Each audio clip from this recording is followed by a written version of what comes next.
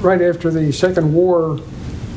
It was between, the American bikes were Harley and Indian. And there were some other, then the English bikes came in, the Triumph and the BSA, and they took, some of that market, and they weren't too happily received by the American motorcycle industry because of that market loss. So then we started bringing in the Italian bikes, and there was a lot of resentment against that. Rottigni was sent over by the Parilla factory to work for us and to ride, and they sent his race bike over, the bike that he had won the largest Italian road race over, the Giro d'Italia. They also sent over a couple other bikes. One was the Bialbero, the twin camshaft motorcycle, which was even a hotter bike than the bike that he rode in the Giro d'Italia, but he didn't like it. He said the frame was not right for him, and he said he always felt like he was riding downhill, and he couldn't control it like he could control the Grand Sport Parilla that he had. So we entered some races, and there was a lot of resentment. His bike sometimes it would keep about the same speed as the other bikes there, the other 250s, even though his bike was only 175. And other times it would just blow past them, and they couldn't understand it. And so one of the biggest races was in Laconia, New Hampshire, at the Belknap Mountain circuit, and we were going to road race there.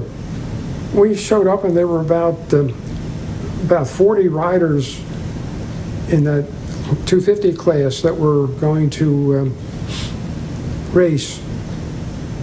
And Rottigni was wearing his Italian pudding ball helmet, and the Americans were just getting into the more protective helmets that fit down further over the ears and side of the head. So we were all on the starting line, and Rottigni was about in the second or third row, and the referee comes over and says, "You can't race."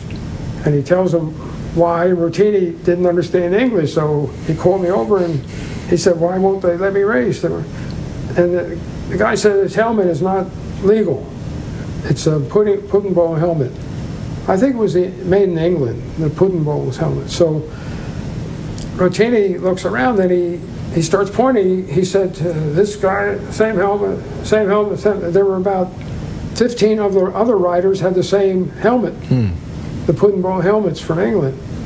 So the referee, then they consulted, and they come over and said, "Okay, you can race."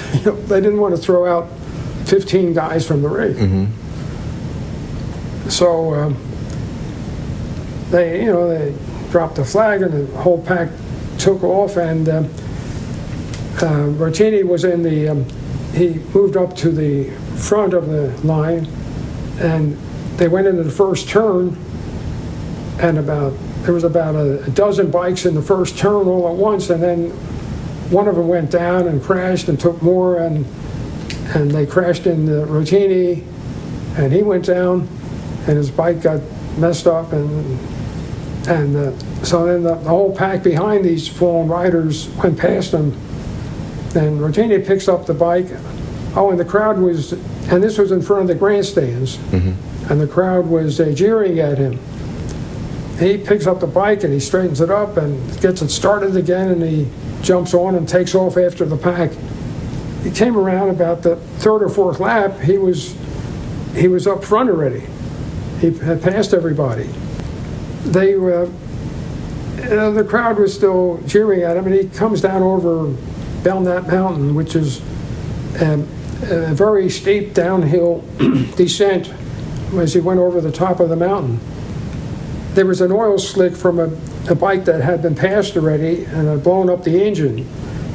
They hadn't gotten the oil slick up yet, so he went down and he was probably going 120 miles an hour, and he hit this oil slick and lost control of the bike, and it went end over end, and he went flying through the air, and he tore up his leathers, and he got the bike upright again and straightened the levers and got it started again, and the pack passed him again, and he took off after them, and the crowd was still jeering, and after another few laps, I think it was like the next to the last lap, he caught everybody but Cliff Guild, who was the factory Triumph rider on a 200 Triumph. Now the crowd was cheering for him because he showed such bravery and determination. And he came around and the Triumph, he almost caught the Triumph, but it was just a little ahead of him. So he came into the stands. Everybody was there, and the blood was running down his sleeves and everything. So Walter Davison from Harley came over, and he hugged Rottigni and shook his hand. And after that, nobody jeered at him again, and he was accepted by the whole racing family